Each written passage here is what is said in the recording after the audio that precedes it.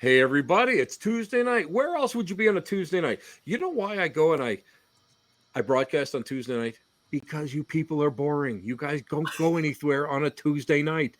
Guys, you gotta get more excitement. No, you don't. Just come and hang out with me because of the fact that it's always fun just to hang out. Where else?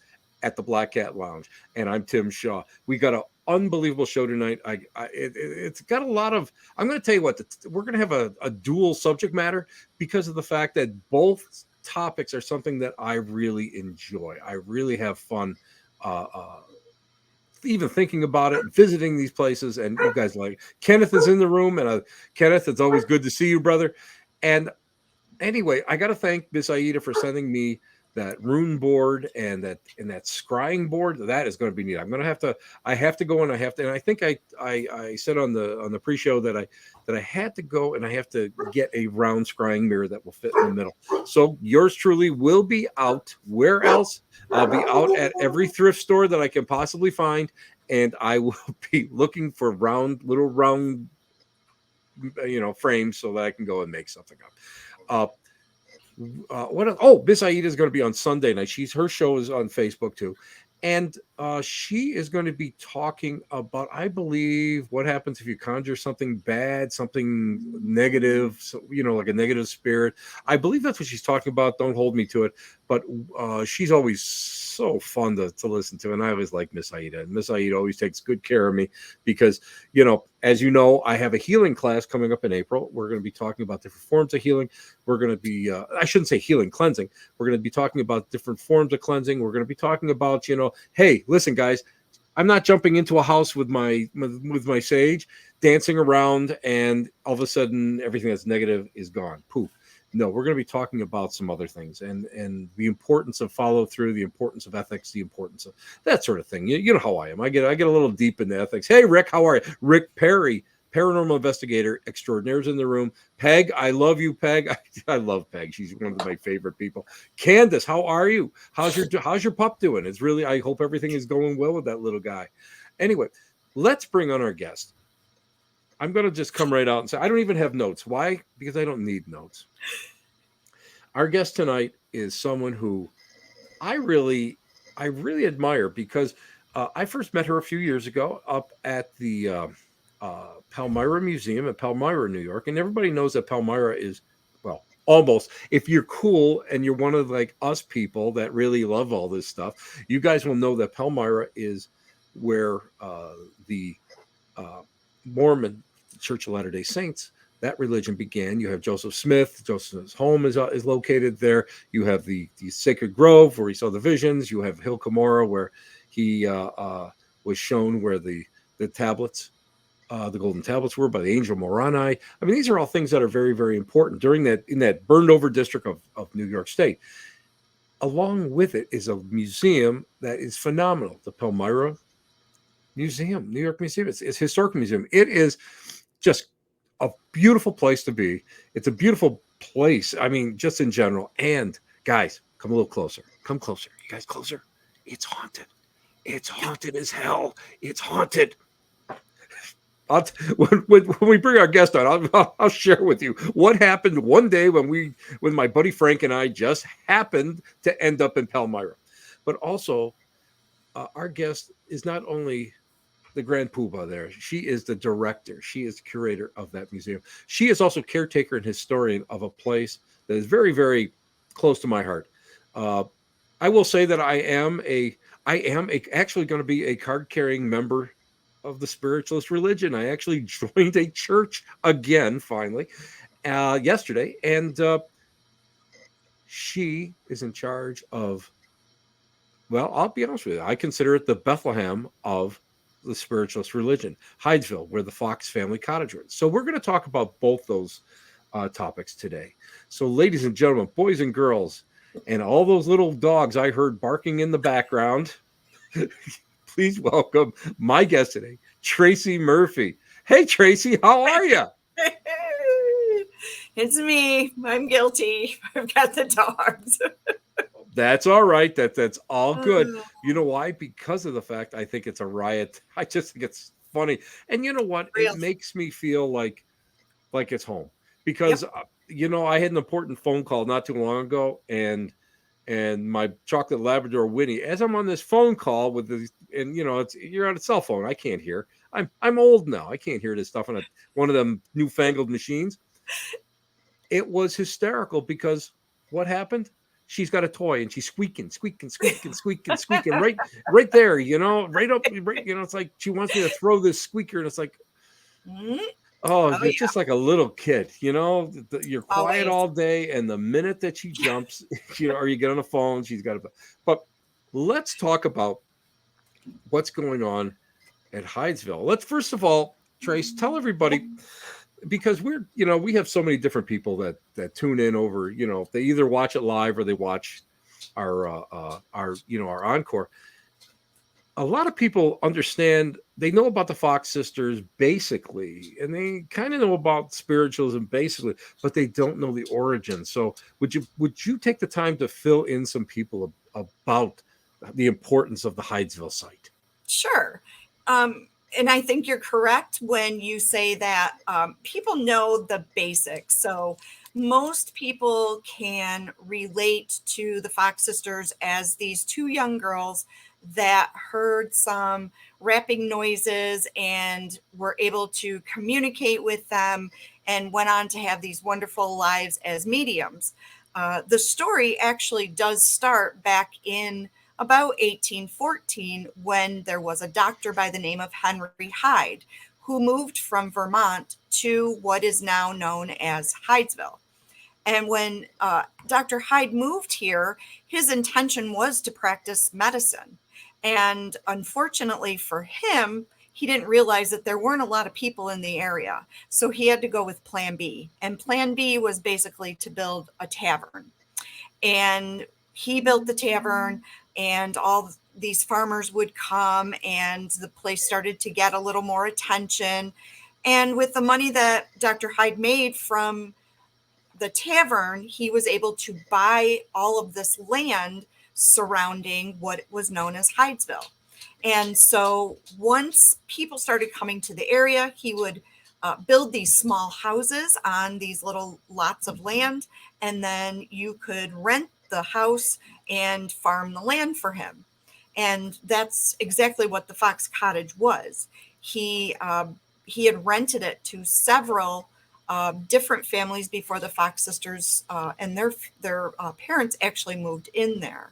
So, most people just think it was the Fox sisters and they moved in, when in reality, they had only been there for a few months in 1848. So the story really starts back about 1836, 37, when there were different families living in the cottage at the time. And the first family that we really have learned about would be the Bell family. And there was Mr. and Mrs. Bell living in the house at the time. And they had a young girl who was kind of like living with them during the week. And then she would go home during the weekend because her parents lived in the town and she was unable to get to school every day. So because the schoolhouse was right up the road, it made sense to her parents to send her to the Bells. And then in exchange, she would do some chores during the week or help out with cooking and cleaning and things like that. So there came a day when a peddler knocked on the door, and Mrs. Bell opened the door, and they say that she greeted the peddler as if he were an old friend, sarcastically. And so they invited him in. He had his pack with him. They showed him, or he showed them all kinds of different things that he had in his pack, and were really enjoying the in-home shopping experience that he was offering. Now, it was customary back in those days that if it was getting dark out, you invited your peddler or your person to stay. And so this was no different. And the peddler was invited to stay the night only because it was getting dark out and maybe it was dangerous for him to be traveling. But in the meantime, Mrs. Bell decided that the young girl, Lucretia, should go home. And so it was Mrs. Bell who took Lucretia home, not Mr. Bell. And she told Lucretia had picked out some things that she really liked from the peddler. So she had asked him if he would be in the vicinity of her home, and he said he would be there the next day. And so she had asked him if he would stop at the house, and she would have her father pay for the goods. And he agreed. And so Mrs. Bell took Lucretia home. And the next day came and went, and a few days came and went, and Mrs. Bell called Lucretia back, and she came back to the home and was a little disappointed because Mrs. Bell was showing off all of these wonderful trinkets and things that she had purchased from the peddler. And Lucretia was very upset because he never showed up at her father's house. And so later that evening, Lucretia was going into the cellar, and she happened to fall into a small hole that had been freshly dug. And when she screamed out, Mrs. Bell asked her what was going on, and she said, well, I just fell in this hole. And she was basically like, oh, must be rats digging in the basement. And then she directed her husband to go get field stones and to fill in those holes the next day. It was pretty much the next day and the day after and the day after that these noises started happening in the house. Mostly it was Lucretia that was hearing them. She would complain that she was being woken up in the middle of the night, cold hand touching her. She could hear what sounded like someone dropping boulders on the floor and dragging them across the floor. And each time they just kind of brushed it off and, told her she was being silly or being hysterical. And it finally got to the point where she begged her parents to let her come home and stay home. And she did. She left. The Bell family continued living there for a little bit longer, but then Mrs. Bell's health started to decline, as did Mr. Bell's. And for whatever reason, they decided that it was time to move on. And so they packed up and they actually moved to Loch Berlin, which is about 20 minutes away from Hydesville. The next family that moved in was the Weekman family. We know that they had 2 children. They were very young, but the minute they moved in, they started having some strange happenings. They were hearing noises. It sounded like someone was knocking on the doors and the windows, but of course no one was there. And it just got to the point where they did not stay very long. And so the house was empty for a little bit. And then in December of 1847, the Fox family moved in. And they were consisting of John and Margaret, which were mom and dad, and Maggie and Catherine, or Kate as she was known.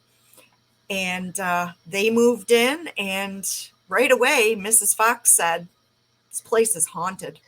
She knew. Now, Tracy, I want to just back up a little bit. It's a lot of people wonder about the older Fox children. Like Lee was in Rochester, and David was actually his house, which is still there, which is actually down the road. Then the family broke up for a while because Mr. Fox was a heavy drinker. Mm-hmm. And then they got back together, and that's produced the 2 younger children. Okay. Because a lot of people have asked me, well, why did, we don't ever hear about Lee. We don't hear that she was actually there, and she wasn't. She was actually in Rochester, right? That is correct. The family actually moved to Rochester for a little while and were staying with her and her daughter, Lizzie. And then, Mr. Fox really liked the idea of owning his own home. And David had land, which is literally 2.5 miles from the Fox property. David was a farmer, and he was the youngest of the first set, I call them, of siblings. So there were actually 3 sisters and a brother that were born before Maggie and Kate. And the age difference, David was 14 years older than Maggie. And it was basically when it was Mrs. Fox and the 4 children, she just couldn't put up with John's drinking anymore. And so she took the children and actually moved back in with her parents for about 13 years. And once John was sober and was reformed, he was a Reformed Methodist. And once he seemed like he was stable again, they resumed the marriage, and Maggie was born. And then about 3 years later, Kate was born. Now, you're going to have to correct me if I'm wrong, because my Morris Pratt Institute of Continuing Spiritualist Education has been way too many years ago. He was a blacksmith by trade, wasn't he? And he was what he was doing was wanted to establish a new a blacksmith shop as well as build a home out there. Yes. So at the edge of the Fox property, there was actually what they called a smithy. There was a blacksmith's lodge. I don't know what else to call it, but it was actually right there. And so this was like the perfect place for him, because here they could rent the cottage, and then they could also go, he could go to work.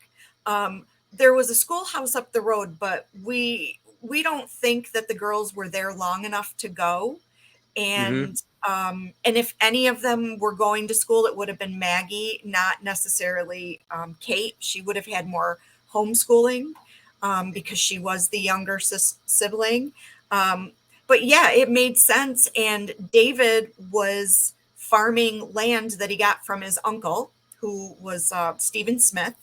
And he thought, hey, I've got this property. I've got a ton of land. Why don't you build a house here? And that was perfect, especially for John and Margaret, because if any, they were older, and if anything happened to the girls or happened to them, they knew the girls would be safe with David and his wife. Right.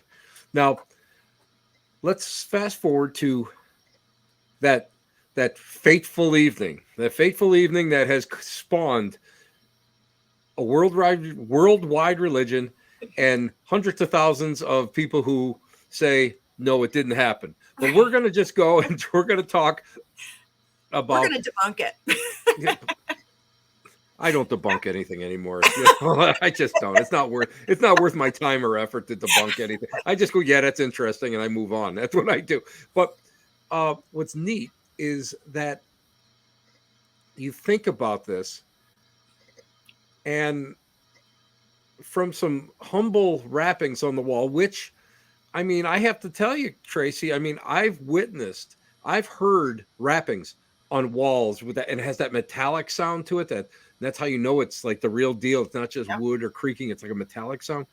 I've witnessed that.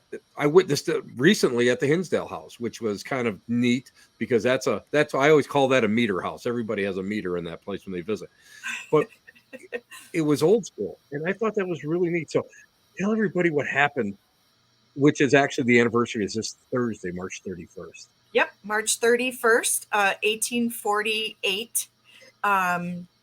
The Margaret Fox, the mother, was telling the girls, getting them ready for bed. They were going to bed early that night because everybody was pretty worn out. There was a lot going on. They were hearing these noises every night. It was just driving her insane. They couldn't figure it out. And so she had told the girls, we're going to bed early. If you hear those noises, you are not to entertain them. I don't want to hear about it. We're going to bed.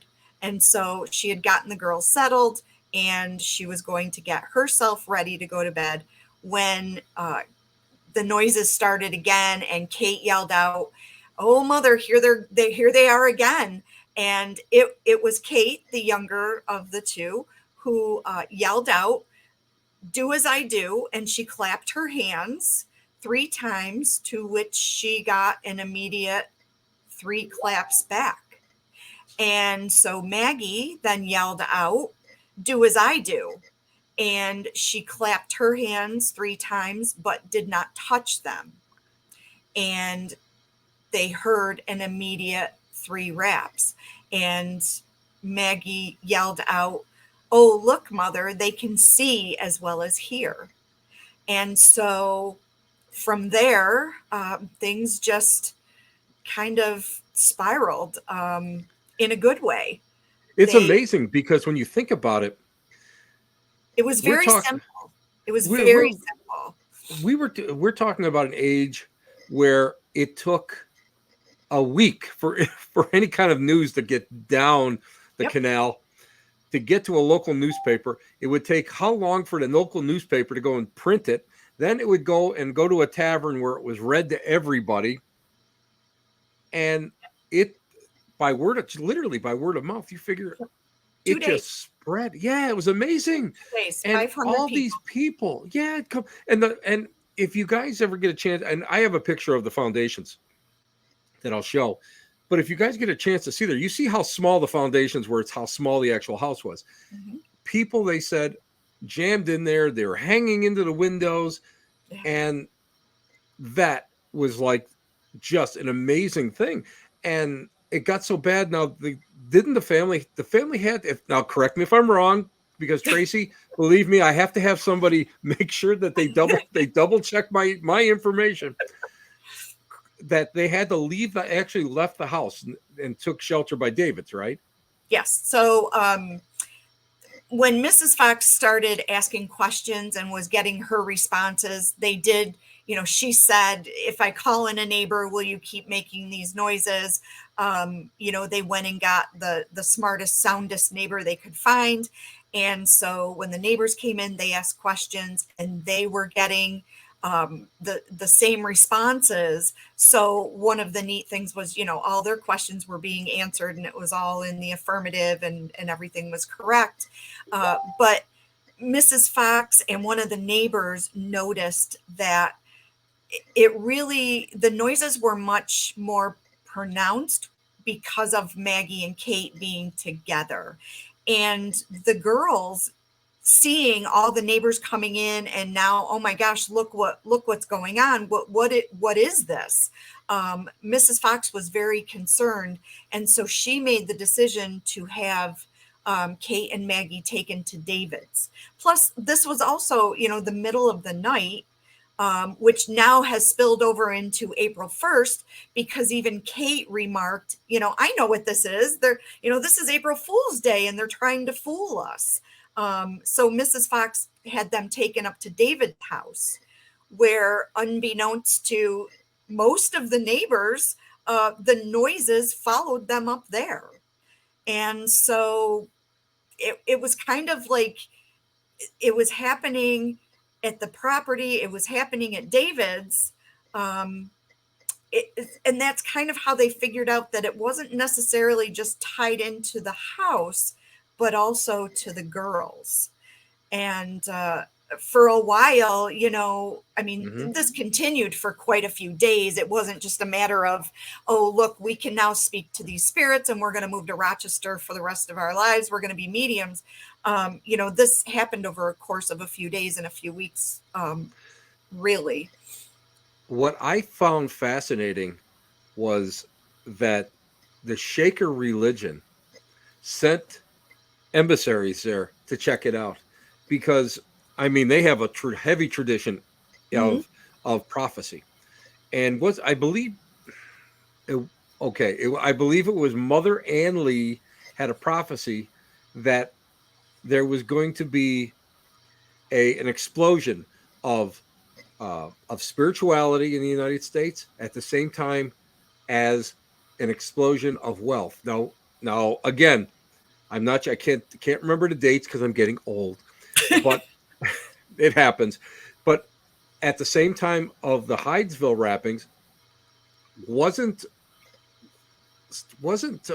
gold or silver discovered in California or at The gold rush?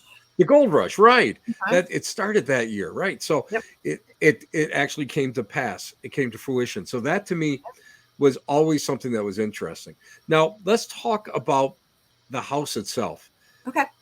How long did they stay in that house? I never realized how long, or never knew how long they actually stayed in that house. Maggie and Kate never went back. But John did. John stayed in Once the they house. went to Yes. Once they went to what they David's. Yeah. okay. Because Okay.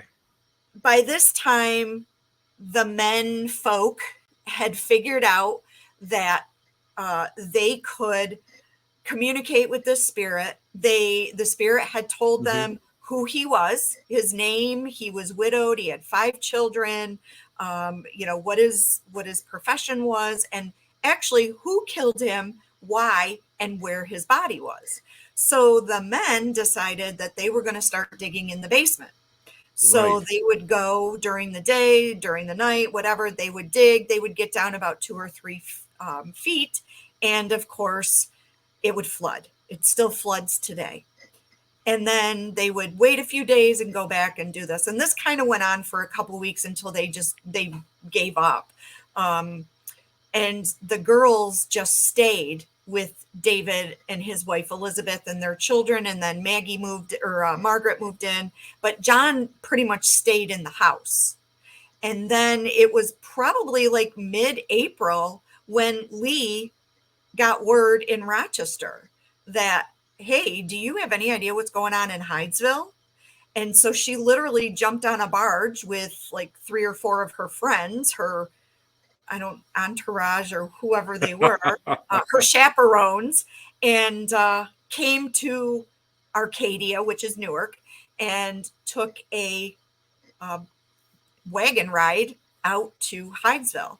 And as they were coming up to the house, the carriage driver said, "Oh, I know where you want to go. You want to go to the spook house."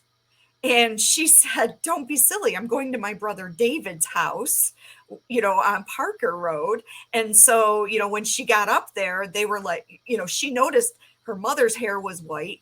The girls looked like they had been, hidden away in a basement somewhere. They were so pale. And the story unfolded, and she was just like, well, I'm going to go see for myself. That's kind of how she got involved. So she said she went to the house and she had this awakening, and, the spirit spoke to her, and, she saw it as this horrible, terrible thing, which their mother did too. They were just like cut out of the Methodist church. She went to the pastor and said, what did we do? How do we make this go away? And, and she had told Kate and Maggie, I don't want you communicating with this thing. We don't know what this is. Oh, gosh. Sorry about that. It's magic. We're talking about spiritualism. What can I tell you? These things happen. These things happen. Gosh. So, for them, it was very scary because on the one hand, they did something that impressed almost the whole town. And yet here is their mother saying, oh, no, this is not good. This is the devil. And so, she had said, no, we're not doing this. But the girls were hearing spirit saying, listen, we're not going away. So you might as well give out these messages that we're telling you to give out, because we're here. Exactly. And that's pretty much what happened. But it was Lee that said, oh, let's separate the girls. If they're playing a joke and we separate them, then it'll stop. But they realized that, once Kate got up to Rochester, things were happening. Things were happening to the point where Lee had to move. And I'll tell you what, that's a whole story all by itself. Yes, it is. Especially when we start talking about the charcoal drawing of the 3 coffins on Lee's kitchen ceiling and all that. That's it's amazing to me how everything really started to roll in and started to grow, and that's always something that has fascinated me. And Kenneth had put a little blurb up that said, that the very first public display of message work of spiritualism was at Corinthian Hall. And Kenneth, I don't know if you know this or not, but Corinthian Hall now, which is located on Corinthian Street is what, like a parking garage or something. I believe that's what it is now, which is like Yeah. a shame, but it's Yep. it's you know, Yeah. it's the way it is. It's in downtown Rochester, but Yeah. it's always a neat place whenever you get a chance to go and find little things like that. Right. Yeah. I think one of Lee's houses is still there. One of the I think so too, because I know Yeah. a lot of it got a lot. I think that the Plymouth Church, the original Plymouth Church, and I think her original house that she lived in early on, that was destroyed when they put Yep. the inner loop in Yes. Yep. the inner loop, which is a roadway. Yes. So yeah, because I know that they had to move things to Cornhill and that. You see, I know stuff about Rochester. You know I stuff. stumble through Rochester once in a while. They have good pizza at a couple places. That's why I'm up there. It's all Actually, about the pizza. I'm not. It is. It's all about pizza. If there's pizza located someplace, that's why Palmyra is so great, because I know where all the good spots are. Oh But gosh. Yeah. now, a lot of people don't realize this, but the house was. When we see it now, there's just found, and let me just bring this up. There's just foundations, Yep. and here's the foundations. There we are. That's what it's underneath a protective building, but that's the actual what's left of the foundations, and they've been remounted. Because when I was a kid, I remember going up there, and they were. It was just like burnt wood and stuff. Now okay, what the guy? Wow, I had it on the tip of my tongue. It was in disrepair. The house, the cottage, Lilydale, the Spiritualist Assembly had been established. I believe it was it Barrett? Am I saying his name right? That purchased the house. Yes. Benjamin Bartlett. Bartlett, and Yep. he moved the house actually to Lilydale, right? He did. He wanted to buy the property, he wanted the whole thing. And the Hyde family, because Dr. Hyde was gone now, but his son Right. Artemis had taken over the estates. And he said, no, we're not cutting this up. He didn't care about the whole spiritualism thing or any of that. He just said, we're not splitting up our property. And Right. so Benjamin Bartlett said, well, can I buy the house? And he said, sure. So they literally disassembled the house and then put it on a barge, and it went to Buffalo. They took it off there, and they put it on a truck, and then they put it in Lilydale, and they reassembled it, and they restored it so it was its natural state as it was back in 1814. I saw it. Now I've seen a lot of photographs Mhm. that they still have in the historical museum with Ronnie Nagy. He did a lot of digging for me, and it really is neat because I was doing some research on mediums that were associated with the house, and Flo Cottrell's name is all over it because she was amazing. And I actually found her grave. I actually visited her grave. Did you really? Yeah, I found it, and That's it took me amazing. it took me a little while to I'm find sure. it, but, Yeah. Not a lot is but I known found about it. her. Yeah. But I think it's pretty neat. And what I love about what she did was she did rapping She was a rapping demonstrations. medium. Yep. Right.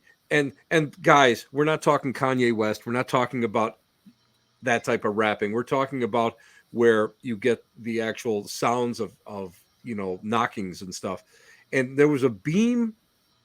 Wasn't there a support beam or something in the basement she would put her hand on and just lay her hand flat, and then you could hear the rappings. Mhm. I think that's what the story Yep. was. Yes. That's again, this was something that I did research on probably 15, 20 years ago, but Yeah. it's amazing. But what was scary was, and I know this for a fact, I know the date because it's 1955. I was born in 57. So I always remember there was a 2-year difference. The house actually burned to the ground, and they say it was an electrical fire, but they also say that there were several spiritualist fires I know up in In a gated Maine. community. Yeah. I mean, there was, and everybody knows, religious organizations can be just as vicious as bowling leagues. Sure So, can. I mean, we don't know for sure, but we do know that you like that analogy, didn't you, Tracy? Because I know that the two of us have worked with different organizations over the years. Yep. They can get a little vicious, but Sure. The sad thing is that it is gone, and there's a monument, there's a boulder in front of it with a plaque. And now I think, if it's not mistaken, that behind it there's a little meditation garden, and then Yep. there's a little pathway that goes down. Yeah. I think there's like for the fairy houses and stuff Yep. that they decorate there, which Do is you so want to know a nice. secret? I'd love to hear about that. Yeah, wait a Want to know a minute. secret? I'll get So, close. Yeah. okay. So when the original house was being taken apart in Hydesville, Yeah. there were these two little girls who rode their bikes down to the property to watch it being taken down. And one of those little girls took a board from the original house Wow. Really? and brought it back to her house. They wrapped it up in a cloth and they hid it away in a drawer, and they never told anybody.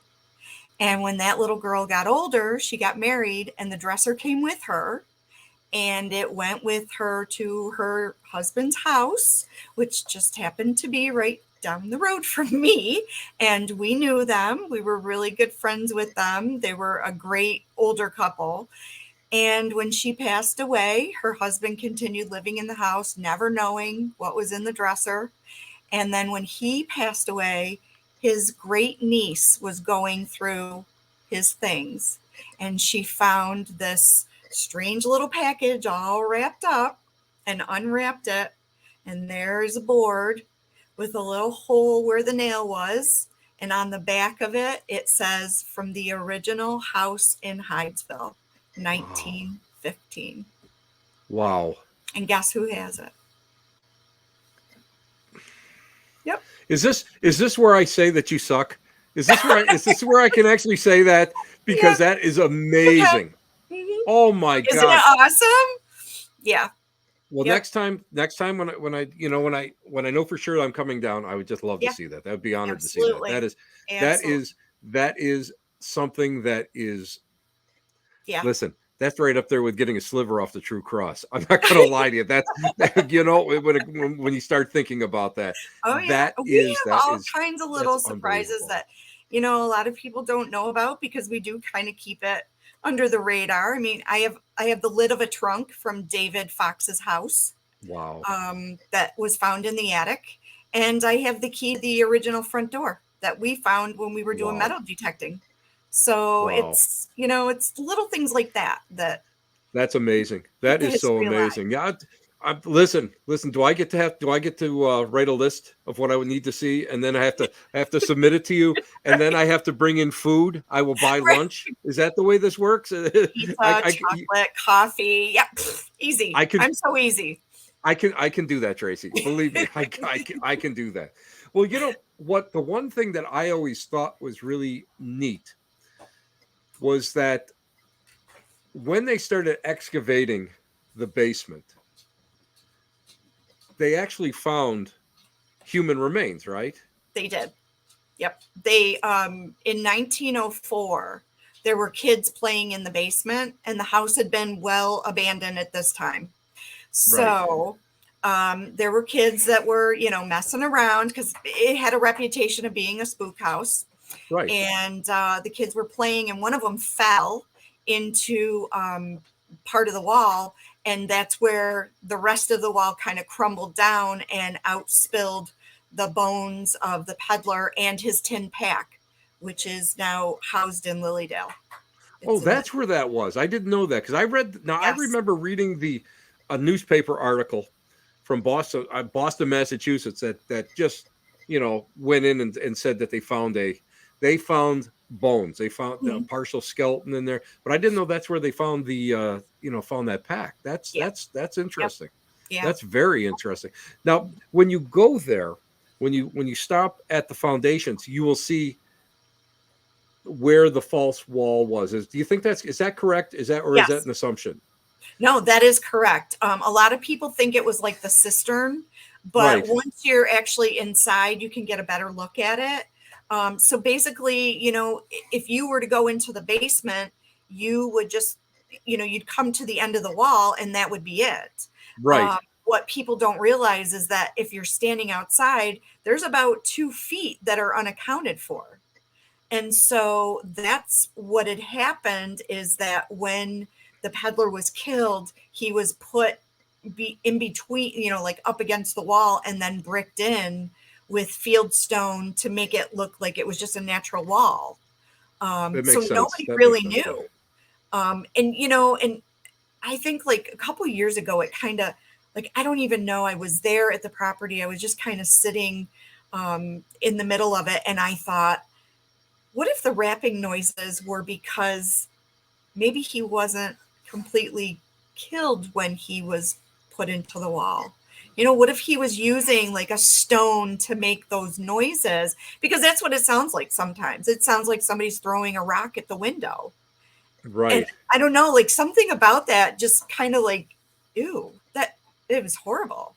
But he did say his throat was slit. So I would hope that it was an instant, non-suffering kind of a death for him, but we don't know, you know? No, it is amazing when we start thinking about something of that nature. We talk about, this is a enduring mystery. Even if you don't believe in the spiritualist religion, it's still a fascinating murder mystery, and that I think is something that always grabbed my attention. And now, the reason why I asked if that was like the location, because the house had been moved, and there was a gentleman that came down from Canada, I believe, and I can't think of his name. John You Drummond. Drummond. I should have Yep. I should have known Drummond, because Drummond was a English general during 1812. But I should have known these things. But Drummond actually recreated the cottage on top of the original On the foundations original foundation. that burned. Yeah. Yep. He came down here in the 60s. He was a Canadian resident, became an American citizen, because back then that's what you had to do. He had odd jobs. He was just kind of like a jack of all trades. And he decided that for whatever reason, he had been drawn to the property. And so he went out and found time period wood, and he built an exact replica Wow. of the house, and he lived in it. That was his Now, home. now it didn't burn just once. It No, burned twice, correct? twice. Yes. Again, Yeah. Ron Nagy gave me all these Fire is newspaper not our articles. friend. Yeah, Yeah. it's amazing.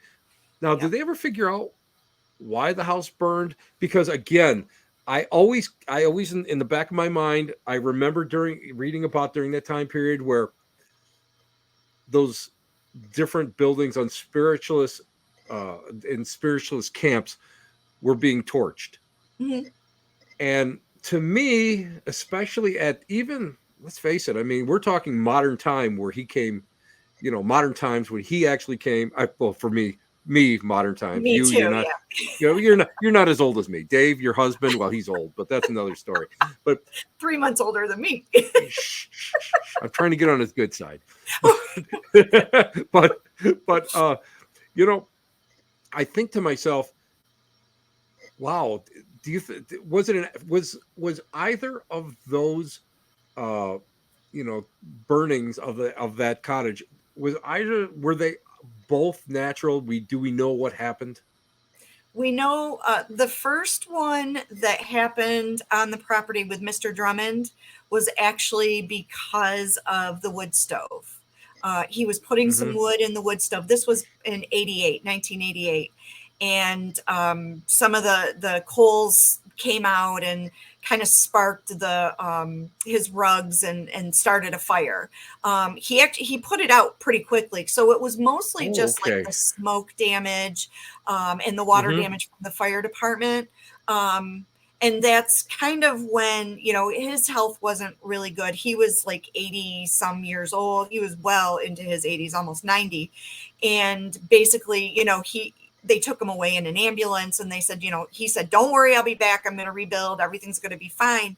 But he didn't make it back. Right. So the house just kind of sat empty for many years. And then in the early 90s, the town stepped in and said, "Listen, this place it's wasn't an eyesore because my friends and I were there all the time, and it looked just like a regular house. Just the windows were missing upstairs.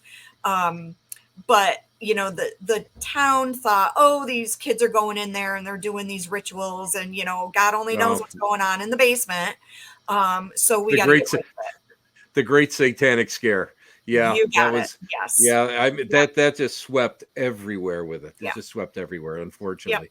But today it's well preserved. Now, I'm gonna hold you a few minutes over today because I want to talk about and I'm not going to take a commercial break. I want to talk about the beautiful Palmyra Museum, and you know what, guys, you're in for a treat. If you guys have never been there, it's an amazing property. And it was so great because I got a chance to film there once. I was behind the camera, and it was great because I got a chance kind of to see a lot of things, but I didn't see everything. And it has this crazy haunting in this place that, I'll be honest with you, Tracy, I won't lie to you. I'd be wearing Depends if I was working in there by myself. I'm not gonna lie to you at all, because Frank and I were just walking through there. So tell everybody about the Palmyra Museum. And again, I'd like to keep you a little bit longer so we can really talk about that. Yeah, I'm good if you're good. Hey, I'm good. Thank you so much. Hey, I got nothing going on. Hey. Wait a minute. I think Dave just called me. Wait a minute. Listen, if you made Dave dinner, don't worry about it. Or he made you dinner. Get Wendy's. Close enough. You're in good shape. But seriously, the Palmyra Museum, guys, historic Palmyra. It's in a historic district. Yes. It's not just one little place. The whole district is in there. I love it. Yeah, the whole village is really kind of an amazing little time capsule. There, with historic Palmyra, we actually have 5 museums. A lot of people they don't know we have 1, let alone 5, which is a crying shame.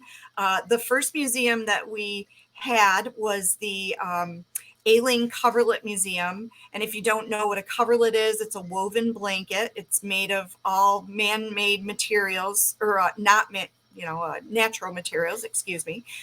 So, they're beautiful blankets that were done on looms. Palmyra had 2 weavers that were our main people that made these beautiful blankets. And we have one of the world's largest collections of coverlets, and they are housed in our Coverlet Museum. Unfortunately, there was a fire next to the building. Here's that fire word again. But there was a fire next to our coverlet building. And so we got a lot of smoke and fire damage to the building. So we haven't had that museum open since November, but we are in the process of reconstructing, and we should be open by May 1st. On Market Street, which is just a block away, are the other 4 museums. And our main museum is the Historical Museum, and that holds everything from Palmyra and vicinity. And it's an old hotel. It has 23 rooms. It is historically haunted. It was. Wait a minute. Let me just share this. Frank and I took my buddy Frank Kupka. Yeah. So we go I said, Frank, do you want to go for a ride? Do you want to see where all this stuff? He's a paranormal investigator. He's really into a lot of all the history and everything. I said, come on, take a ride with me. So we go to Hydesville. I always like to take people there. So we go to Hydesville. On the way back, I said, let's see if the Palmyra Museum is open. I said, I know Tracy's there. I knew Bonnie was there. But I took a chance. So Tracy's taking us on a tour because I had never really had a tour of it. I had been a camera guy before, running around, and as ghost hunters are doing their things. So we're walking, all of a sudden, I think it was the light that turned off, and there was nobody in the room, and it was in front of us. And you're just like trying to be nonchalant. You don't want to you're like acting like you don't want anybody to know that this place is haunted. Now you're talking about 2 of us who do this, and we're walking, and Frank goes, did you turn that light off? And you go, no. I was crying. I go, welcome to Palmyra, guy. Frank, this is what it's all about. This is how beautiful, and it's a beautiful museum. Yep. And I got to tell you what, I just love going through the course. I'm a history nerd. So you got all the military in there, and you got a doll room that is creepy as hell, and you got all these other rooms, and it's guys, you have to go. But go ahead. I'm sorry I had to digress. I know it's hilarious because people have no clue, and that's, we're in the museums day after day, so we're used to hearing the kids running around, and we're used to seeing Rose from the brothel in the front bar area, but most people aren't, and so we just try to act like it's not happening until somebody else recognizes it, and then we're like, oh yeah, that's just our spirits. Let's move on to the next room. But yeah, I mean, the historical museum itself is, it's amazing because of the 23 rooms, and each room has a different theme. So just when you think you've seen one thing, we'll throw you into another room that has a totally different vibe. We even have a local connection to Winston Churchill, which a lot of people don't realize. His grandparents, his mother's parents, were married and lived in Palmyra. They were married in the Presbyterian Church.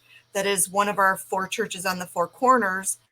And they lived on Canal Street, and their house is still there. So, we have this local tie to them.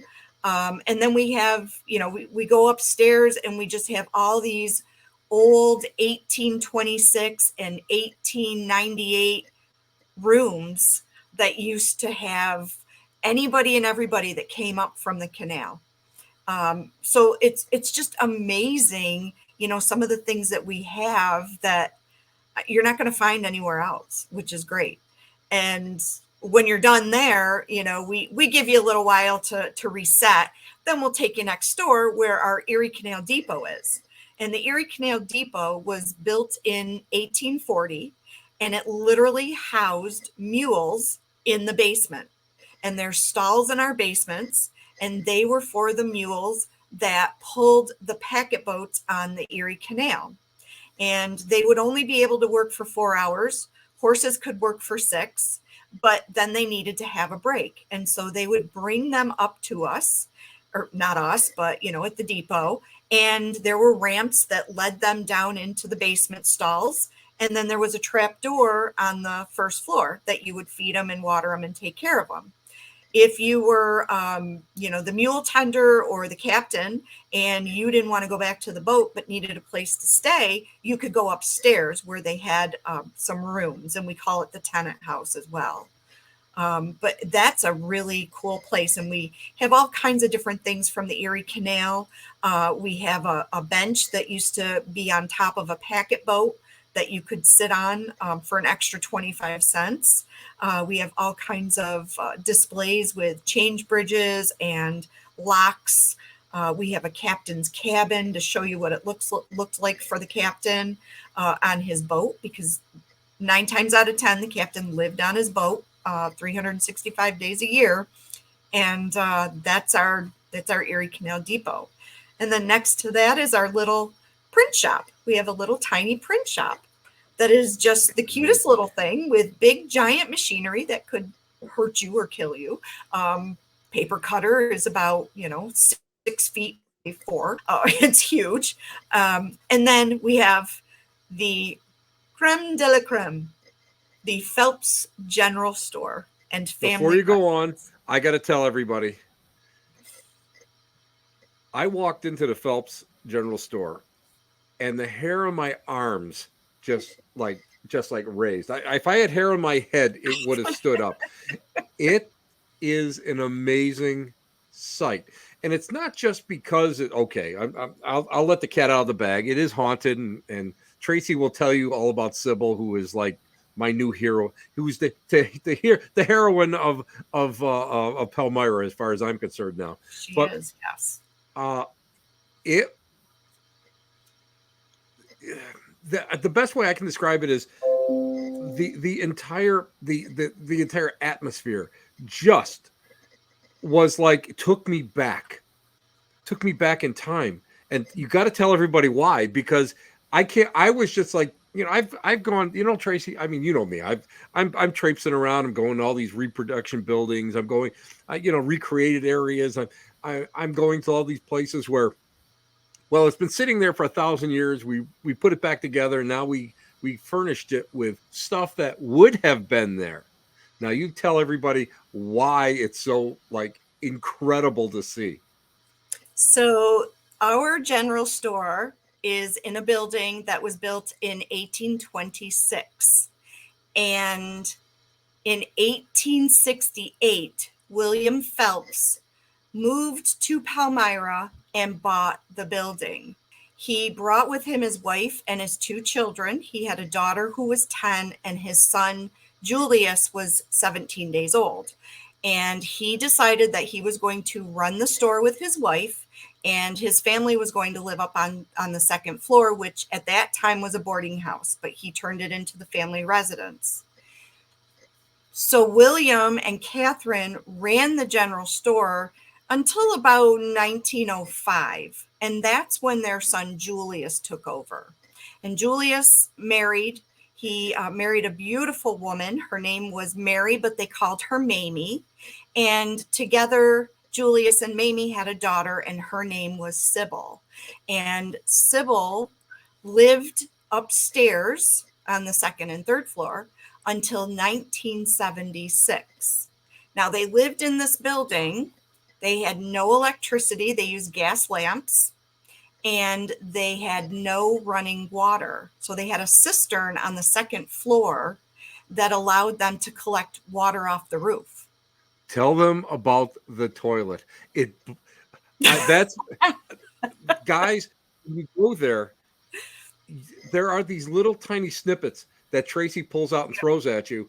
And I sit there and go, what? And it's funny, but you got to tell them about that. That was one of my, I think I even looked at you funny. It was like, really? Yeah. What? Yeah. But go ahead. I'm sorry. Yeah. Tell everybody. I get excited about Absolutely. Palmyra. So William was the smart one. William always made sure that things were always kept up, were neat. If anything needed to be renovated or changed, he would do it right away. So for instance, if there was a paint chip, he took care of it. He didn't just take care of the chip. He took care of the wall or the column or whatever it was. Julius was the exact opposite. Julius just kind of went, it's okay. It's not a big deal. I'm not going to waste any money on it. In 1904, 1905, Julius did something that was very, very out of character for him. And what he did is he put in an indoor toilet. And it's in a little closeted area. It's just a very small bathroom, but they never hooked it up. Yeah. Wow. And he did that because he wanted people to know that he had an indoor toilet, that they had indoor plumbing, but it was more for they have money. They're so rich, they can have a toilet, but they really didn't, because he never hooked it up. Right up until 1976, they used that outhouse. That's amazing. That's amazing to me. Yeah. And it's just so funny. But it's just so funny that. Yeah. It was just it was a status, if you had symbol. Money, that's what you did. You put in indoor plumbing, the water closet. That was an amazing thing. And he just thought, what the heck? I'm not going to hook it up. Peg wanted to know, so did he put a bucket underneath him? No, Peg. It was just for show. You had to go outside. You had to use the outhouse outside. Yeah. Wow. Yep. That's just amazing. But now let's talk about Sybil, because when I first came to Palmyra, I did not know anything about Sybil. And even after filming, I didn't know anything about Sybil. But when Frank and I started, and we stopped in, and you started giving us a whole tour of it and talked about, that is she's amazing. She's amazing. And actually she's kind of ahead of her time. And I will tell you, I don't know if Joe has shared this with you, but Joe did a solo investigation there a few years ago, Is that the and scream heard around the world? the scream heard around the world. He was there by Yep. himself, Yep. and he says, "Well, Sybil, if you're here, yeah, scream. Let me know. Scream." And he has it recorded. I swear to God, it raises. It was live. It gives me. It's so loud, and if I didn't know the area better, because there's really nothing there. There's no reason for kids to be hanging out there. There's no reason for anybody to be really walking in that area. That scream is just bone chilling. Yep. So it is. I just thought that it's just an amazing place. But tell everybody about Sybil, because I'm sorry, I keep interrupting because I just get. Oh, you're fine. That's the problem. No, it's good. I love it. Yeah, Sybil is probably right up there, my top 10 people that I admire. And it goes back to she literally is connected to the Fox property. And when she was younger, she decided that she was going to be an actress. And being an only child, her family, all living around her, and they all lived in the same home, she was spoiled. They did whatever she wanted. And so when she said she was going to be an actress, they were like, okay, that's great. And they made sure she had piano lessons and guitar lessons and singing and dancing and acting lessons. And when she graduated high school in Palmyra, she was one of the very first classes that actually went to the Eastman School of Music.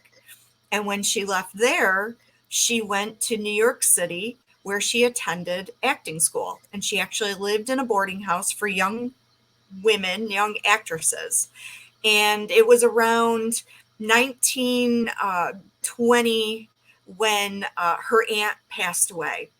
And we think that her aunt was the one that was kind of funneling her money under the table. Nobody really knew about it, because after her aunt died, Sybil started writing letters home to her parents, and she asked her father if he could send her some money.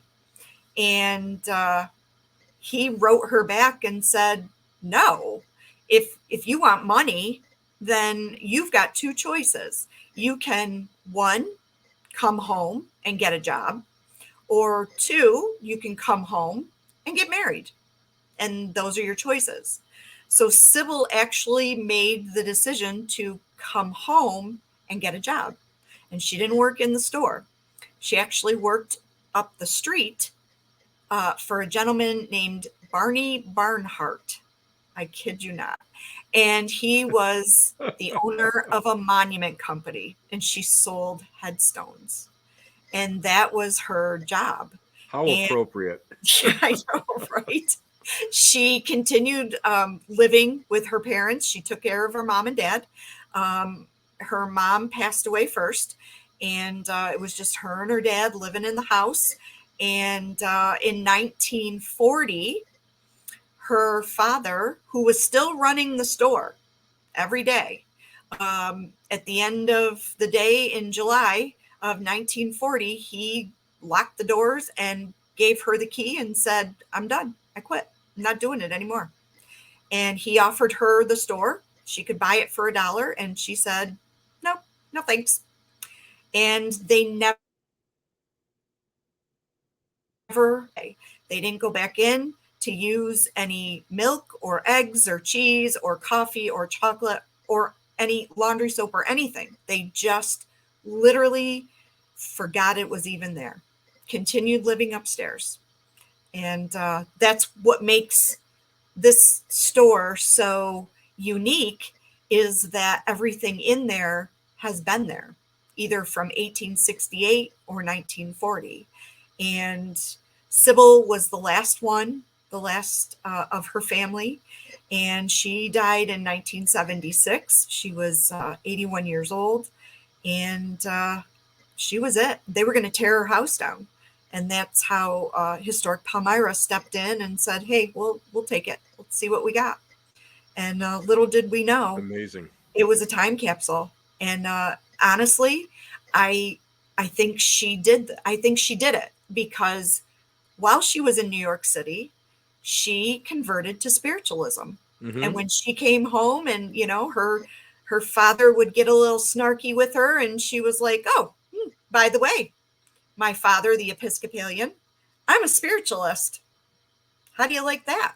Which, I'm sure he didn't, but, he loved his daughter, and, they had a very interesting relationship, and it's just the way it was. But she's one of the reasons why we have the cornerstone at the property in Hydesville, because she helped secure the funds for that. Wow, that's amazing. That's so amazing. Yep.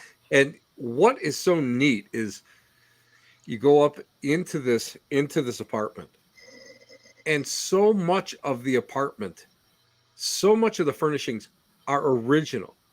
And you walk through it, and it just gives you that unbelievable feeling that the occupants just walked out. They just left, and you're kind of like wandering through.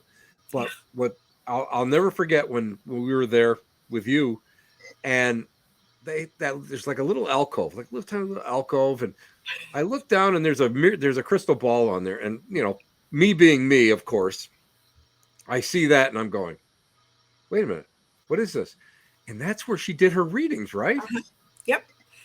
She had this really cute little wicker set that she would set up her readings on. She did tarot cards. She did numerology, was her big thing. She really loved numbers, and she would, silently listen for somebody talking at the diner. And then, if they mentioned a birthday or a number or something, she would write it all down and like go home and do a horoscope for them, but never give it to them. Wow. But yeah, she had crystal balls, and, she had seances. She was a member I don't know if she was a member, but she did go to Plymouth. She actually left money in her will for Plymouth. Wow.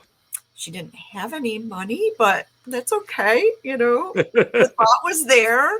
But yeah, she was just an amazing person who was, I think, very ahead of her time. And I don't think that they knew what to do with her. I agree with you 100%, because I think, well, first of all, I think most spiritualists at that time were ahead of their time. Yeah, they really were. They were free thinkers, and of course, I mean, there was the free thought movement of that time was pretty prevalent, but spiritualists really went, and they gathered so many of these philosophers and thinkers from all these other religions, and they really supported the abolitionist movements, and they really supported of course, I mean, the women's rights movements. I mean, that was like they're a huge cause.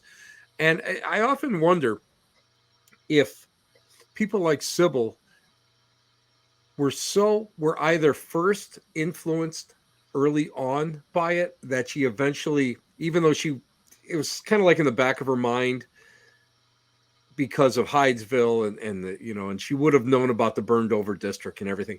And then when she went to New York, she actually, came into contact with people because she wasn't so isolated. And again, that was a totally free, I mean, it had to be so freeing for her. And she never married, right? She never married. Yeah. Which some of the greatest women didn't, No. Susan B. Anthony and right. I mean, I can't say that Kate and Maggie never married, because they both did, but, two totally different stories as far as, who made out the best. Well, that's a no-brainer. That's definitely Kate. Yeah. But that is a whole nother show. No, it is. And you know what? Two in their lives. And you know what? And I have to say that, okay, the detractors that come out after them, I mean, you have to acknowledge everything that went on. You have to acknowledge so much. They were rock stars of their time. And those who burn the brightest usually burn out the quickest. And they usually nosedive. And there's just so much to it, which is, you're right. That's a whole subject for another story, another time, which I might bring you back for, just because I can, and I got enough books I can sit here and I can pick up a couple questions here and there to let you go on.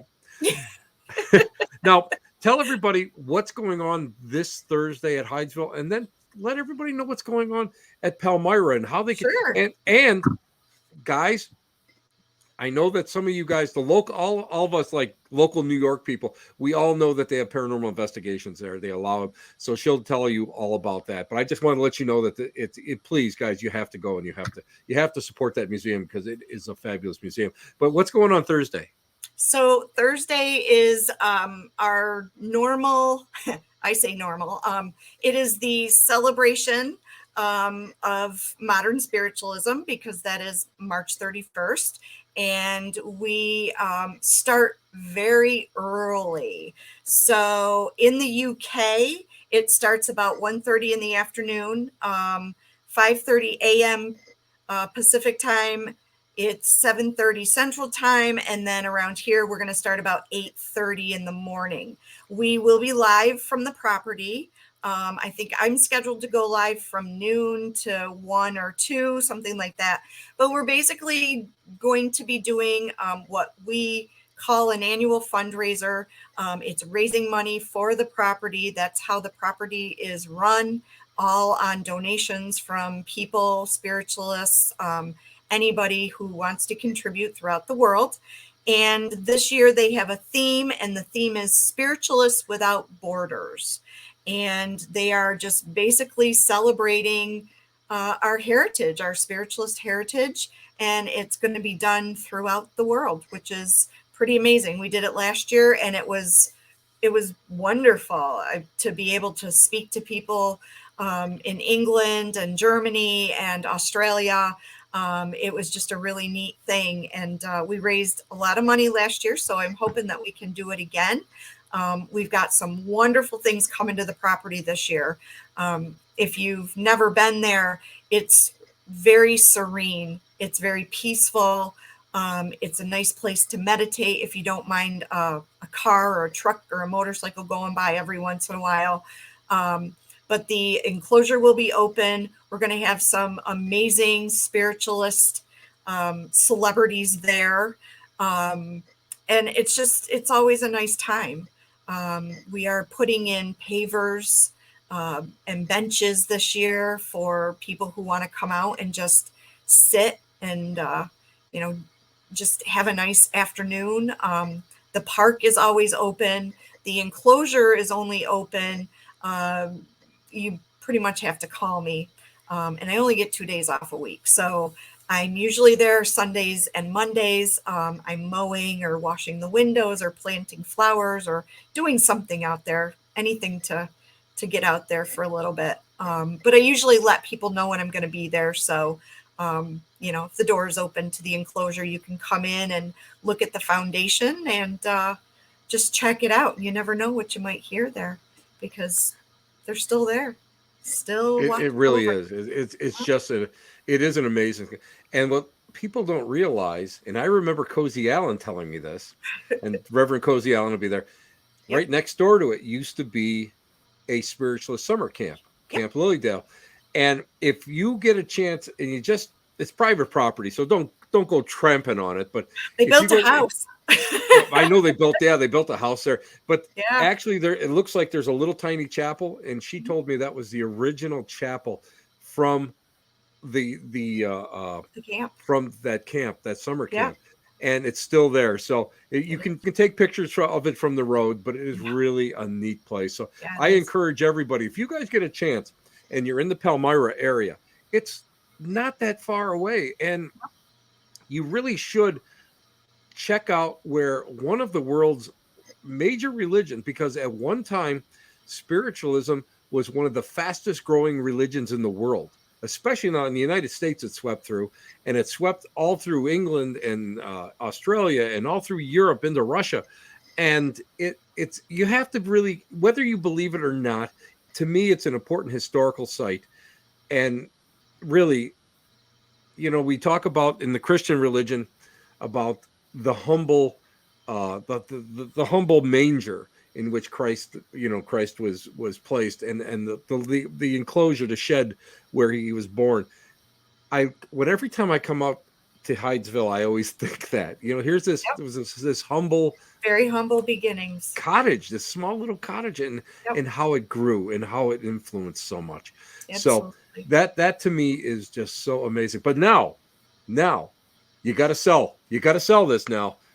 Palmyra Museum, the historic Palmyra Yes. Museum. I tell people all the time, you've got to stop there. Yes, It's a diamond. It's a diamond. It's worth it your is. time going in there. And it's not just filled with old relics. It's got Nope. great stuff in there. And listen, I'm an old relic, and if I think it's great, you'll think it's great. So tell everybody about that. It is. We actually right now we're in our winter hours, but that just means we're only there 3 days a week. So we're there Tuesday, Wednesdays, and Thursdays. We do tours from 11 to 3. We have trail passes, which means that you pay one price to get into all of the museums. Starting in May, we will actually be open Tuesday through Friday. We'll be there from 10 to 4, and then Saturdays we'll be there from 10 to 2. And same thing, you can get a trail pass. It gets you into all 5 museums, because we should have our coverlet museum up and running by then. And we always do fun events on the weekends. We have ghost hunts. Our ghost hunts are anywhere between 4 hours or 6 hours, and they're priced very reasonably compared to a lot of places. You can do a ghost hunt from 6 to midnight, 7 to 1. You get to go in 2 of the buildings, the Historical Museum with the 23 rooms, and you get to go into the Phelps Museum. And we leave you alone. We are on site. We never leave anybody totally alone, but we won't bother you unless you ask us to. And then, of course, we're happy to tag along and see what we get. But yeah, you come there and you get to hang out in our museums and do your investigations. And we have the best time. We have events throughout the years. We do walks, we do lectures. We celebrate Sybil's birthday every October, which is always a big event. We invite mediums into her home and they give readings. And then we have a big gallery reading at the end of the night. And we have a cemetery tour. So we have some really cool things going on. And we just, first and foremost, we are museums. The hauntings are just kind of there. It's kind of a sad story about the Historical Museum. We had a fire on that property in 1964, and that is why we're haunted, because a mom and her 6 children were killed in a fire 3 days before Christmas, and they are literally still there, spiritually, physically. It's Still amazing. there. They're in our basement. And it really is amazing. And Yeah. I do remember when I was working with Dan Kless for the world. I think it's World Within, Wall Within. Oh, within these walls. Within these walls. Yep, within these walls. See, this is what happens when you freelance. You forget what you were doing. Who you worked for. But I remember in the basement we actually got some EVPs down there. That one was Help. Yep. And I think there was a coughing or something of that nature that was very prominent, very, very prominent. And I know that nobody had been coughing at that time. So that was in the actual museum itself. Now, guys, I gotta just tell everybody that, do you know what I'm Tracy, my bucket list. Here's this. I'm going to tell you what, one of the I would say number 2 on my bucket list is to come to Palmyra and take part in a seance in the apartment. That's on my bucket list. Yeah, that would be amazing. Someday we have to set that up so that we go there, and she has a dining room table that is like crazy, just crazy. 1868. And, oh my God, it's phenomenal. And all I could picture is when we were walking through was going, my God, she must have had seances here. She must, and very seldom are you able to actually find furniture that was actually used in seance? I mean, I've got trumpets, and I got tambourines and that little stuff that had been used, but never a piece of furniture. And that to me is It's just mind blowing. The minute I put my hand on the table, Trace, and I'm thinking to myself, I shouldn't be touching this table, but I put my hand on that table. And that's the nice thing too, because we, when people come for their, for the ghost hunt or the investigations, we walk them up there and we're like, oh yeah, by the way, you can sit at the table, just be careful of the dishes and don't mention that, the silverware is tarnished, because we don't want to hear it the next day. We get yelled at because, they're like, oh, the silverware is tarnished. It's like, I'm sorry, Mamie. They weren't supposed to say anything. But, it's really, and Sybil loves that stuff. A couple weeks ago, we had a film crew there because we are an authentic 1800s building with the time period furniture. And they were doing a film about a woman that we can't really talk about it yet until the film comes out. But yep, exactly. But I can tell you that Sybil was standing there watching the whole thing and just so excited and giddy, because that's what she wanted. That was her dream, was to be this actress. That's true. And here it is in her home, and so she's kind of part of it, but, in a way, but not really. But the way that Historic Palmyra and, and Bonnie has always said, Sybil is the star of her own show. She's the star of her own Agreed. home, as it should Agreed. be. And, Agreed. and I got to say, if it wasn't for Bonnie, then we wouldn't have any of this, because she really, being the executive director for 20 some years is kudos amongst itself. And she did a lot. So, for me, I've been doing this for just a few years, and I stepped into her shoes in November, and what do I get? I get a fire. I get a fire. The next day, literally. That was literally. That was just bad timing. That's all that was. Yeah. Well, but the museums are incredible. They really are. Stay on the line. I want to thank you properly for being on the show, and I'm just going to say my goodbyes to everybody. And you were fantastic. Thank you. Awesome. This was fun. It's a dream. It's a dream come true. Oh, I'm excited. Aim higher. We'll be back in just a couple. Oh my God, isn't Tracy a love? I love working with her. I love talking with her, and we don't see each other enough. Guys, thank you guys for staying around. Thank you guys for hanging out with us a little bit longer than normal. But this is why I love being so independent, and I get a chance to tell the whole story, and my guests get a chance to tell the whole story, because Tracy just has so much to talk about, so much to say, and I really wanted to share it with all of you. And it really means a lot to me that you guys went and stuck around, and you guys jumped in to hear Tracy talk about Hydesville and how beautiful Palmyra is. And again, this summer, it's a challenge to all my New York State friends. Go there. It's a beautiful ride from wherever you are. Go there. It's well worth it. Guys, thanks a lot for hanging out. It's a Tuesday night. Where else would you be outside of probably drinking really bad beer someplace underneath a railroad bridge? But anyway, this is Tim Shaw. You've been listening to what? You've been listening to the Black Cat Lounge here, located next to the dumpster transfer station. Thanking you all and saying, stay healthy, peace to the world. Guys, let's keep praying for peace. Keep praying. It's starting to hold. I know it's a long shot. I know it's going to be a long, hard road, but keep praying for it. Guys, it'll happen. It will happen. Ciao, babies. Talk to you next week. Bye-bye.